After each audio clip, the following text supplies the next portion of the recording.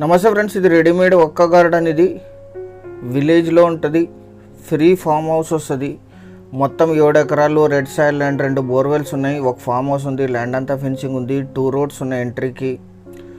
Single owner. వీరికి కొనుగోలు ద్వారా సంక్రమించిన భూమి. నెక్స్ట్ 2.5 years తర్వాత ఇది క్రాప్ ఇస్తుంది. నెక్స్ట్ 70 years వరకు ఇస్తుంది అని చెప్పారు సెల్లర్ గారు. వీరికి కొనుగోలు ద్వారా సంక్రమించిన భూమి జనరల్ ప్రాపర్టీ.